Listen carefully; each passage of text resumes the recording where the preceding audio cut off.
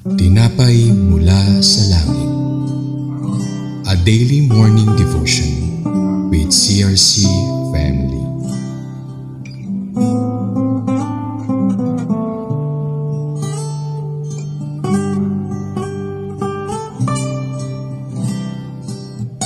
Isang mapagpalang araw po sa bawat isa. Ako po si Joshua P. Binuyan ng CRC Tracy Martires Daughter Church. Samahan niyo po kami sa ating programang Tinapay Mula sa Langit, ang pang-araw-araw nating debosyon sa salita ng Diyos. Ngayong araw po, masasaksihan natin ang pagsusumamo ni Rahab sa pagliligtas at kaligtasan sa Joshua chapter 2 verse 12 to 13. Ngunit bago po tayo magpatuloy, tayo po muna ay dumako sa maikling panalangin. Panginoon, nagpapasalamat kami sa araw na ito, sa biyaya ng buhay at pagkakataon maibahagi ang iyong salita. Gabayan mo po kami sa aming pagbabahagi na ang aming mga salita ay magmula sa puso at puno ng pag-ibig at katotohanan. Bigyan mo po kami ng karunungan at lakas upang maipaliwanag ang iyong mensahe ng malinaw at madaling maunawaan. Ilayo mo po kami sa anumang pagkukulang at pagkiling at gabayan mo po ang aming mga puso upang maging instrumento ng iyong pagpapala. Naway ang aming pagbabahagi ay magdulot ng pag-asa, pananampalataya, pagmamahal sa mga puso ng aming mga kapwa.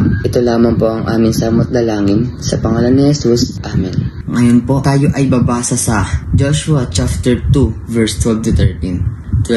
Kaya ngayon ipangako ninyo sa ngalan ni Yahweh na hindi ninyo gagawa na masama ang aking sambahayan, alang-alang sa pagtulong kong ito sa inyo. Bigyan ninyo ako ng isang katibayan, ililigtas nga ninyo ang aking ama't ina, ang aking mga kapatid, ang kanilang pamilya, katibayang hindi ninyo hahayaang mapatay. At basahin po natin ito sa English. 12. Now then, please swear to me by the Lord that you will show kindness to my family, because I have shown kindness to you. Give me a sure sign. 13. That you will spare the lives of my father and mother, my brothers and sisters, and all who belong them, and that you will save us from death. Sa una pa lamang ng ating verse ay makikita na ang salitang, now then, please swear to me by the Lord. Dito po ay nais ni Rahab na matiyak ang kanyang pagliligtas sa pamamagitan ng paghingi ng panunumpa. Nais niyang lisanin ang kanyang mga kasalanang buhay at kultura at mamuhay kasama ng mga tao ng Diyos. Si Rahab po ay isang makasalanang tao na nagligtas sa dalawang espiya ni Joshua. Ngunit sa pamamagitan ng pagsisinungaling, kaya hindi siya naligtas ng kanyang mga gawa. Kaya siya ay nagsusumamo sa kaligtasan ng kanyang sarili at kanyang kaanak sa Panginoon. Kung ang iyong katwiran ay maaaring dumating sa pamamagitan ng inyong mabuting gawa, kung gayon ang kamatayan ni Jesus ay hindi kailangan. Ang mga tao sa Jericho ay nangangailangan din ng awa, maliban kay Rahab at sa kanyang pamilya. Ang bawat tao sa lungsod ay namatay dahil sa hatol ng Panginoon. Lahat ay nangangailangan ng awa ng Diyos mula sa kasalanan. Tulad ni Rahab at ng tao sa Jericho, lahat ay nangangailangan ng awa ng Diyos. Malinaw na itinuturo sa Biblia na hindi tayo matutulungan ng ating mabubuting gawa upang magtamo ng kaligtasan. Hindi tayo naligtas dahil sa mga gawa sa katwiran na ginawa nating sarili, kundi ayon sa kanyang kaawaan ay kanyang iniligtas tayo. Sapagkat walang matuwid, wala kahit isa. Gaano man tayo kabuti, hindi tayo makakapasa sa pamantayan ng Diyos sa kabanalan. Ngunit dahil sa malalim, totoo, at labis na pagmamahal sa atin ng Panginoon, isinugo niya ang kanyang anak na si Jesucristo upang malinis tayo sa ating mga kasalanan.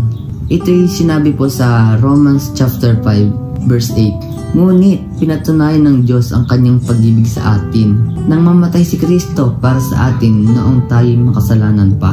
Ang paglalakad po sa pamamagitan ng pananampalataya ay nangangailangan na umasa ka sa Diyos para sa awa mula sa kasalanan. Dahil sa Panginoong Hesus lamang ang makakapagligtas sa atin mula sa kasalanan at mula sa kaaway. Sabi nga po sa Efeso chapter 2 verse 8 to 9, sapagkat sa pamamagitan ng biyaya ay naligtas kayo dahil sa inyong pananampalataya. At ito'y hindi sa inyong sarili, ito'y kaloob ng Diyos, hindi sa pamamagitan ng gawa upang walang sino mang ang makapagmamalaki. Tayo po'y manalangin para po sa pagtatapos. Panginoon, nagpapasalamat kami sa araw na ito. Salamat po sa inyong mensahe. Naway ang mga aral na napulot namin ay tumatak sa aming puso't isipan at aming maisabuhay. Kami po ay patuloy na maglilingkod sa inyo.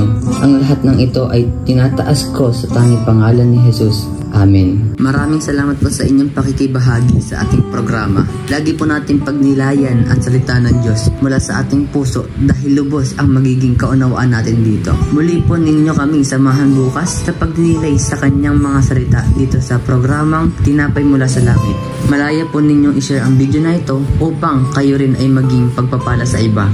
Pagpalain po tayong lahat ng ating Panginoon. Magandang umaga po.